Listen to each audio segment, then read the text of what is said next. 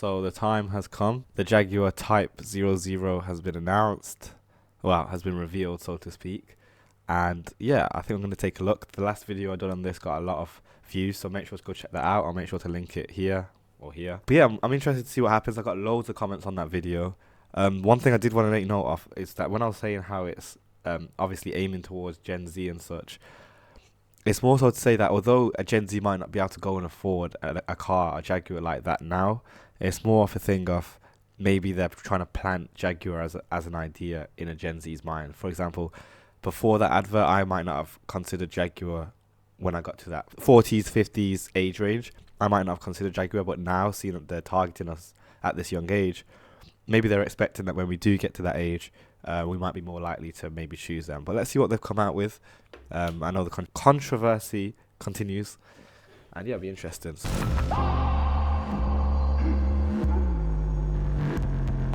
Sir William Lyons, our founder, believed Jaguar should be a copy of nothing, a tribute to British creativity. Inspired by the opalescent silver blue of the 1960s E-Type, reimagined for today.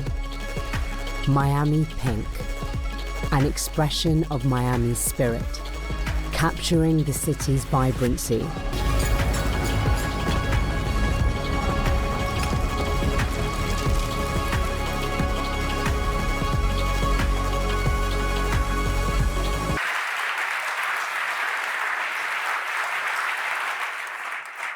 Good evening, Miami. Jaguar celebrates fearless creativity, so where better to launch its reimagining than here at Miami Art Week? First thoughts, they do look out of this world. They do look extraordinary. They do look like they've literally been drawn or like created by AI or something. Like, they do look unreal. Right now, in the current climate and the time we're in, it probably doesn't fit in. But the way we're seeing a lot of electric cars come in onto our streets as a more regular appearance, and the way that we know the automobile industry is moving anyway towards that electronic and towards this, this is a very idealistic future. It's a very typical, almost cliche looking design. Like if you told a child to draw a futuristic car would look like, you can imagine it might look something like this. And the fact that they're playing into this, or they're making the move of being the ones to try and promote this or push that kind of advanced movement is exciting to me. And again, I think it's also in line with what we'd expect to see again in the future. It looks futuristic, and the fact that it looks so futuristic in an already futuristic world, again, it's highlighting that they still want to remain pioneers, and they still want to be leading the way in some form. Because to me, that looks even more futuristic than, say, Tesla. And Tesla's one of those vehicles, especially because of the mass production and the range of vehicles they create, that it can get aged quite quickly. Whereas something like this, it almost looks timeless in the fact that, like I said, 10 years ago you could ask someone to design a futuristic car and it would look like that, and now today you could ask someone to design a futuristic car and it would have that kind of essence to it. So do I like it? Yeah, I do like it. It's not that I don't like it. But again, it's almost like it'll be a brave step to go and buy this car and be driving on the street, because it literally looks like you're coming back from the future, which is wicked. But let's see what he has to say about it. This is the CEO talking.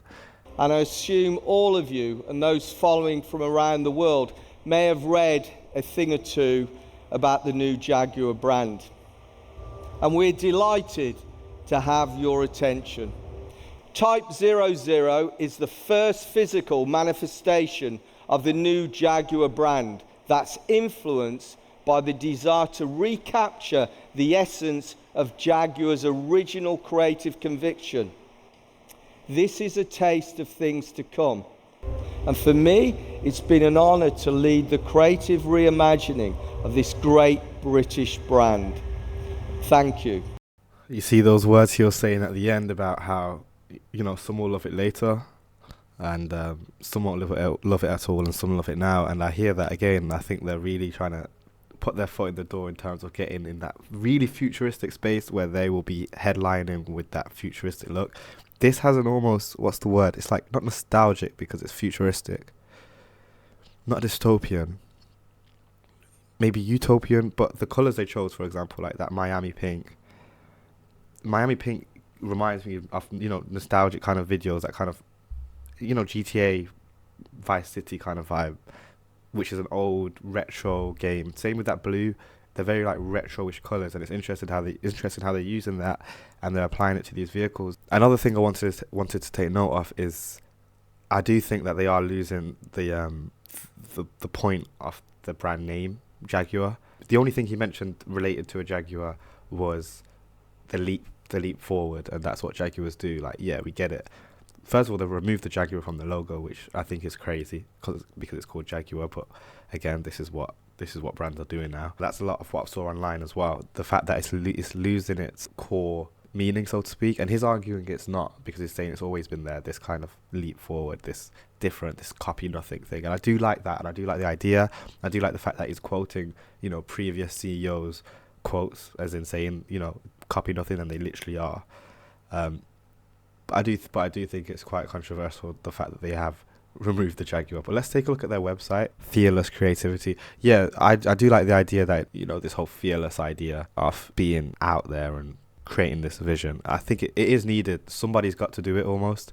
And again, you can argue that Tesla do it, but Tesla's been doing it for so long that Tesla's almost become a household brand, in that, they're reliable in terms of we know what we're getting from them when it comes to electric vehicles. But we haven't seen a step forward like this from any other automotive. For example, Porsche, like, yes, they're stepping in the electric direction, but they're not making moves like this. Same with Range Rover, and same with other similar vehicles. I can think of many which have stepped in that electric direction, which is necessary, but they haven't stepped out their way like Jaguar has. And I guess this is where their ethos is coming in to play, that they're taking that leap forward. But let's take a look at I don't know if anything's changed other than the fact that we can see their vehicles now.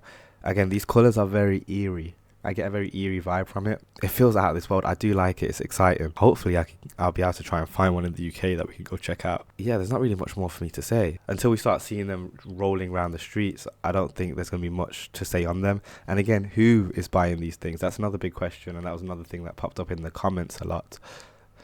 Who's going to be buying these? Obviously, I can't afford one of these right now. I would love to, drive one. I'd love to see what it's like. And I'd love to see the type of people that are choosing to buy them.